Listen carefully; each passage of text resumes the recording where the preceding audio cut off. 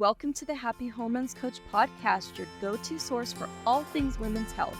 I'm here to guide you through the ups and downs of hormonal changes, helping you understand how these shifts impact every aspect of your life. So whether you're in the perimenopause phase or really any other phase of life, looking to improve your overall well-being, or just seeking practical tips on stress management, nutrition, and fitness, then this podcast is for you.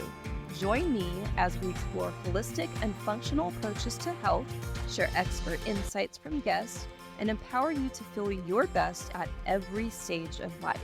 Before we dive into today's episode, I want to remind you that the information shared in this podcast is for educational purposes only and is not intended to diagnose, treat, cure, or prevent any medical condition. Always consult with your healthcare provider before making any changes to your health regimen. Hey friends, welcome back to the Happy Hormones Coach podcast. I'm your host, Jennifer, and today I've got a confession to make. I broke my own rules. And before you imagine me dramatically throwing my smoothie across the kitchen or skipping work to run off to the beach, that would be lovely. I don't live by the beach anymore. It's not that kind of scandal, but it was enough to totally shift my mindset about my routines and habits, and I think it might do the same for you. See, I'm a creature of habit, as of pretty much all of us humans are, and I love my morning flow. Everything is lined up in the morning. I have a strict morning routine, I have an evening routine, everything is routine and pretty lovely, I guess, and because it's all routine.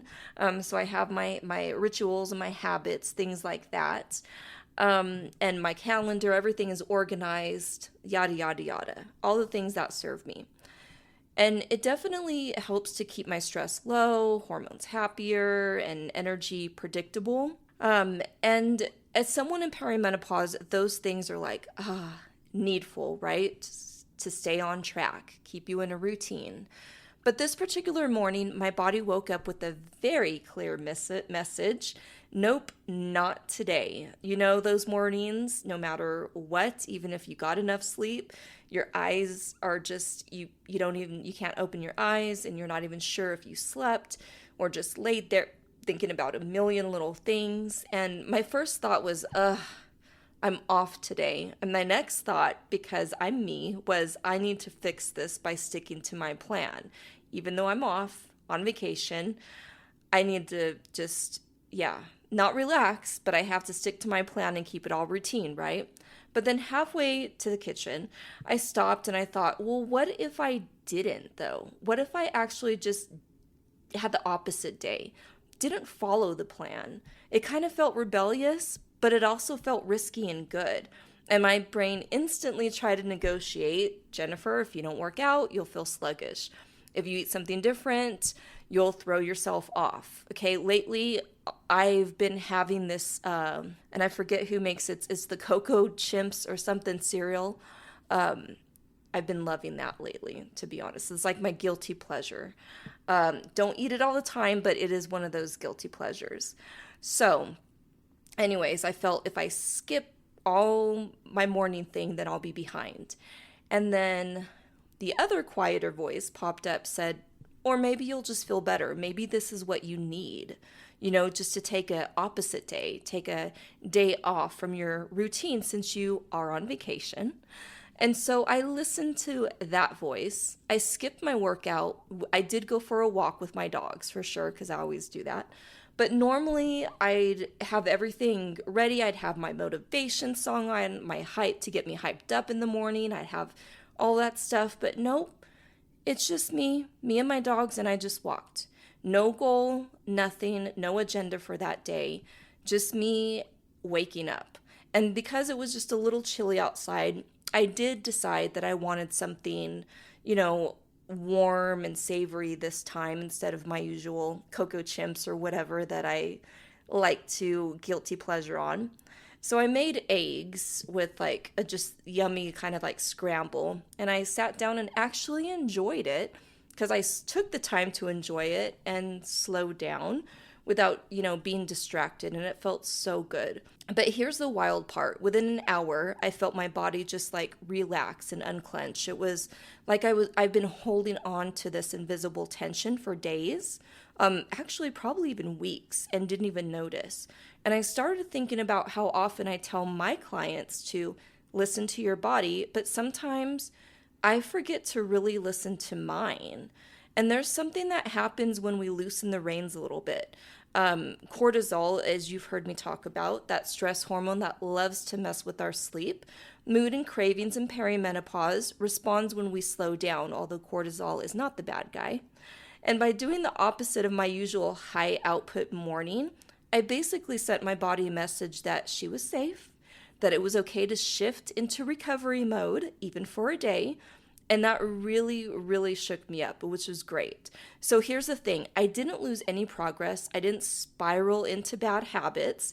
I actually had a better work day the next day. And I was creative. I was more patient with like when little hiccups or things happened. And by the afternoon, I noticed I had the steady, even energy that sometimes I lose when I push too hard in the morning. So now don't get me wrong, I love my routines. I'm all about routines, and I suggest that for all of you too. They definitely will help to keep you grounded, but that morning reminded me that structure is good and rigidity is not. So when we lock ourselves into thinking we have to do the exact same day or same thing every single day, no matter what, vacation, weekends, or whatever, we lose the ability to adapt. And adaptability is gold when your hormones are changing, especially in the perimenopause or menopause phase of your life. So breaking my own rules that morning didn't mean throwing away everything I've built. It meant flexing. And sometimes that little bit of flexibility is what keeps us consistent in the long run. So was there guilt? Yeah. There definitely was. There's that voice saying you're slacking, and it's kind of like, I have to second guess myself, because in this day and age of instant gratification and needing to, feel like you always have to keep busy to be productive, things like that. Yeah, I did. But I also know that when I work with clients, I have them notice a name, and we shift and reframe our sentences to ourselves. So that's what I did. And I did let myself know that rest is productive, and it was not me slacking. It was me responding to my actual needs instead of my ideal plan for that particular day. And the more I thought about it, the more I realized the guilt wasn't truth. It was just a sign that I was doing something different than my normal. And what was the ripple effect? Well, honestly, it made me braver with other choices that week. I said no to social invites when I needed a night in. I swapped a run for a stretching session one day because my hips were tight. I gave myself permission to actually pause, and each time I came back to my routines with more energy and felt like it was easy. It was just like, second nature to me to get back to my routines.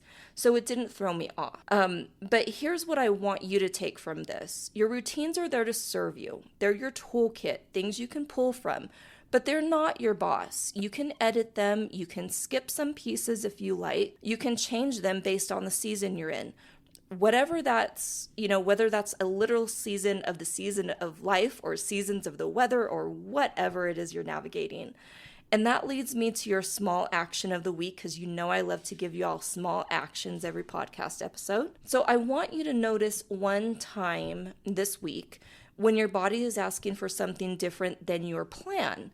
It might be rest instead of a workout, maybe tea instead of coffee, a quiet night in instead of like powering through your to-do list, and maybe just once follow that cue and then see how you feel. No judgment, no guilt, just plain curiosity. And if you try it, I'd love to hear from you.